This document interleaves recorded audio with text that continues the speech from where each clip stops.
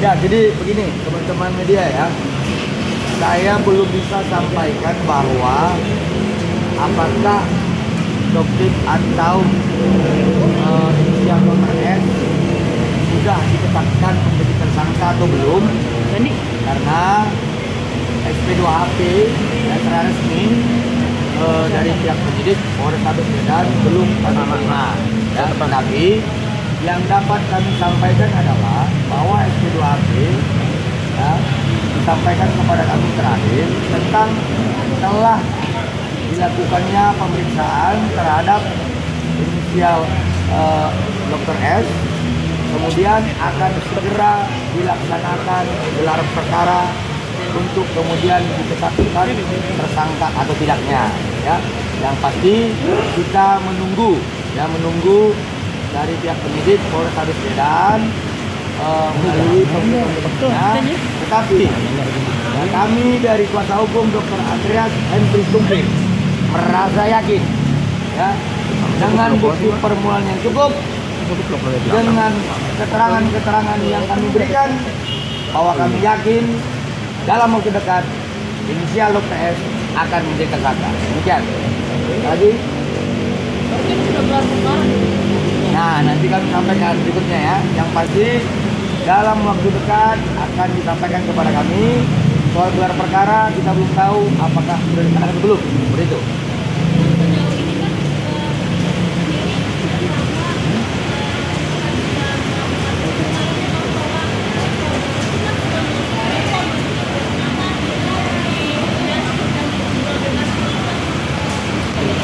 Baik, paham, saya paham.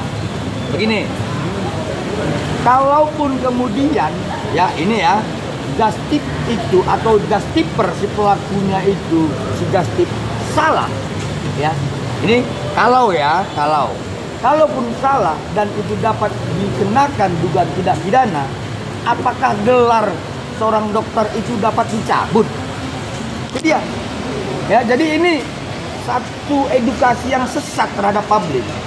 Yang seseorang itu ketika dituduhkan, dipersangkakan dan telah diputuskan menjadi seorang maling, maka belum tentu statusnya sebagai seorang guru atau statusnya sebagai PNS dicabut. Ya seperti itu perumpamannya ya. Jadi kalau kemudian Justiper itu atau Justip adalah merupakan tindak pidana, tidak bisa status klien kami itu dicabut sebagai seorang dokter. Ya, jadi perkataan, perbuatan, caption yang disampaikan oleh Dr. S terhadap klien kami karena mengatakan bahwa klien kami fix bukan dokter, seperti itu.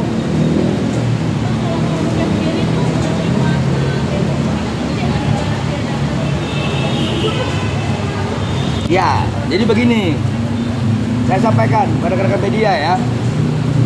Seandainya kalian ini melancong nih ke luar negeri, lalu kemudian ada tetangga kalian, mertua ataupun yang cowok ya, selingkuhannya nitip oleh-oleh gitu kan. Nah pertanyaannya, apakah oleh-oleh itu harus mendapatkan izin resmi? Seperti itu ya, apakah oleh-oleh yang kalian bawa dari luar negeri harus mendapat izin resmi? Kan enggak kan? Nah contoh, Dr. Andreas klien kami itu ketika dia ke Bangkok kemudian dia membawa titipan itu kan tidak harus mendapatkan izin ya, seperti itu. Nah, artinya istilah BPOM Bangkok itu akan sebutan daripada si dokter itu sendiri ya, seperti itu.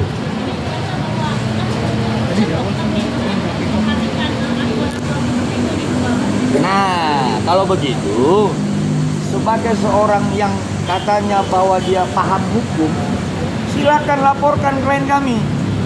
Seperti itu. Jadi jangan suap-suapnya di media sosial, ya, membangun opini, menyudutkan, menyalahkan dan sebagainya. Silahkan laporkan klien kami bahwa dia telah melakukan tindak pidana. Kami tunggu. Siap dong. Tapi sampai sekarang nggak ada pelaporin. Artinya ini kan hanya hoax saja begitu. Kita tunggu. Seperti itu. Yang 3 kali semua apa pertanyaan? Hah? Ada lagi nggak? Ada lagi?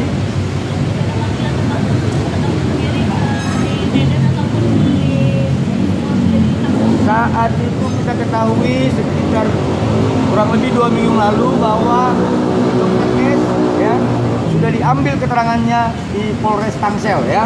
Nah, terhadap keterangan yang diberikan oleh Dr. S, kami yakin dan percaya dalam waktu dekat gelar perkara akan menetapkan beliau menjadi tersangka. Seperti itu. Sabar ya, sabar ya. Jadi satu lagi tambahan ya kawan-kawan. Selain klien kami Dr. Andreas, kami perlu menyampaikan juga ya tuduhan-tuduhan yang disampaikan kepada klien kami Dr. Reja Gladys ya terkait ada pertemuan di Komisi 6 ya. Saat itu perlu kami sampaikan bahwa klien kami tidak pernah membuat permohonan rapat dengar pendapat umum. Satu. Nah, kalau kemudian ada undangan ke klien kami memang belum tahu sebagai kuasa hukum. Yang ketiga ya, bahwa terhadap rapat dengar pendapat umum sebenarnya ini dipergunakan oleh Komisi 6 atau komisi lainnya di DPR RI sebagai pengawasan terhadap pemerintah yang tidak melaksanakan undang-undang dan regulasi ya. Tetapi kalau kemudian mempertemukan, mempertengkarkan kelompok-kelompok masyarakat yang sedang bertikai, Komisi 6 ini kan bukan persidangan ya, bukan persidangan. Kalau ada kelompok-kelompok yang keberatan, nah seharusnya Komisi 6 menghadirkan kelompok yang keberatan, kemudian menghadirkan pemerintah yang tidak melaksanakan kewajibannya sebagaimana ketentuan konstitusi, maka lahirlah sebuah rekomendasi, lalu berdasarkan rekomendasi tidak lanjuti. Kalau klien kami salah, silakan kami hadapi. Jangan ngomongnya di medsos terus seperti itu, ya. Dan lagi, di mana ada Bang Biring, yakinlah kalian pasti ada tersangka. Ya, terima kasih.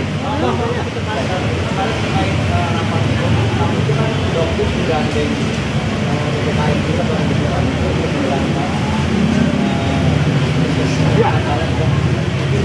Tanggapan abang gimana? Baik, jadi begini. Perlu saya sampaikan, pidana itu kan ada dua jenis dalam delik. Ada delik aduan, ada delik kejahatan. Oke? Terhadap delik aduan yang dibicarakan di Komisi 6, silakan kalau ada masyarakat atau konsumen yang keberatan yang sudah menjadi korban, laporkan. Tapi saya lihat di situ pembahasannya lebih kepada delik kejahatan. Ya. Jangan membawa undang-undang konsumen, tetapi pembuktian peristiwa hukumnya mengarah kepada undang-undang 17 tahun 2003. Ini perlu saya sampaikan dan luruskan itu. Jadi jangan sesak hukum kita di Indonesia, seperti itu ya. Dan tetap itu membawa korban juga, memang ada sebagai keren. Kalau ada korban, ya kalau ada korbannya, saya sampaikan di dalam Undang-Undang Nomor 8 tahun 9 di pasal 62 dijelaskan, ya terkait pasal 8, 9, 10 dan seterusnya. Kalau ada korban yang sudah menjadi yang dikorbankan karena produk skincare, baik volumenya, kadarnya, berat badan dan sebagainya, laporkan, adukan dalam gugatan perdata di BPSK. Dan seperti itu. Kemudian setelah terbukti, baru ini menjadi alat kita untuk mempidanakan yang punya produk skincare, bukan melaporkan ke Komisi 6. Tapi kalau kemudian sudah membuat aduan gugatan perdata di BPSK, lalu kemudian pemerintah dalam hal ini BPSK tidak menindaklanjuti, Komisi 6 bertindak seperti itu. Ini belum apa-apa laporan kok Komisi 6. Kan aneh gitu seperti itu ya. Oke, lagi.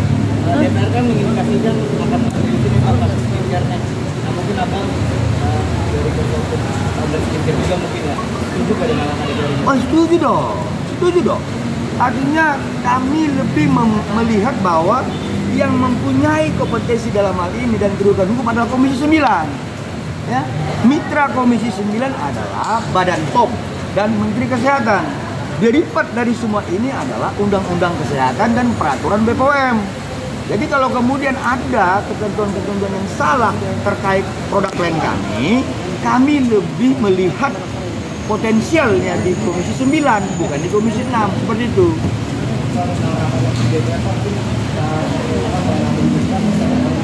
Kalau ada peristiwa yang dikaitkan terhadap klien kami dan itu melanggar hukum, kami sendiri.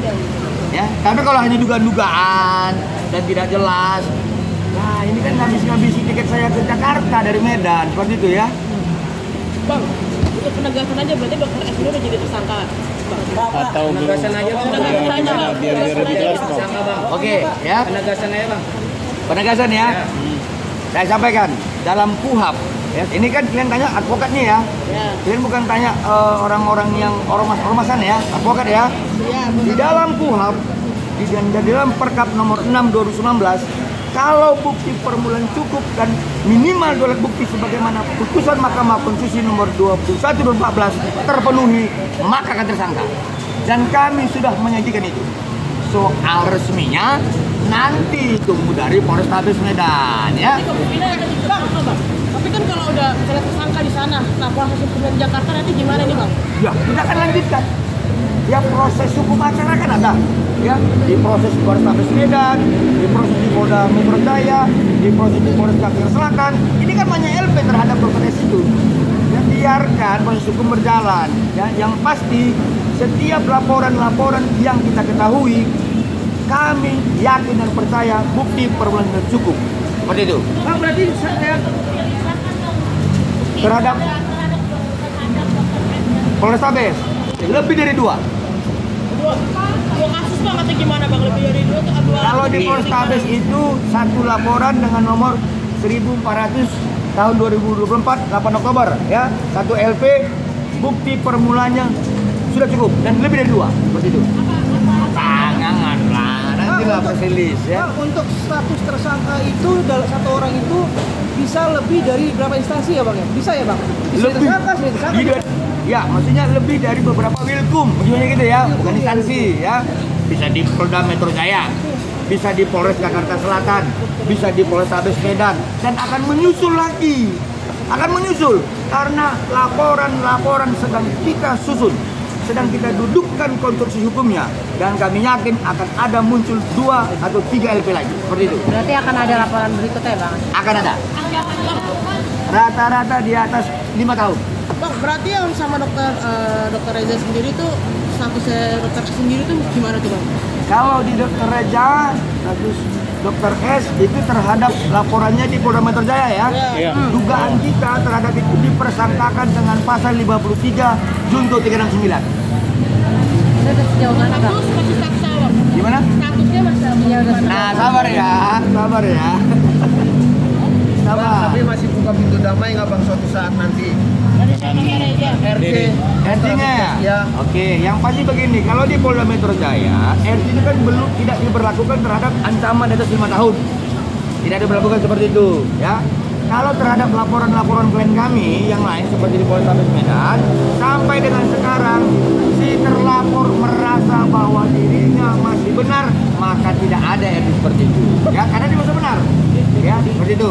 Tapi dari klien abang sendiri masih membuka pintu untuk perdamaian. Setiap orang itu ya, klien kami tidak pernah merasa dendam. Ya kalau seseorang meminta maafin, maafin dong.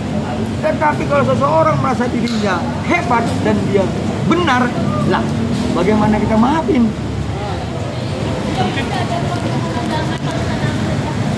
Belum dong. Orang dia merasa bahwa benar dan akan mencari klien kita. Dia bilang bahwa klien kita itu kotoran dan ciper dan itu salah. Kan nggak mungkin dia minta damai. Silakan dia teruskan. Kita hadapi. Seperti itu.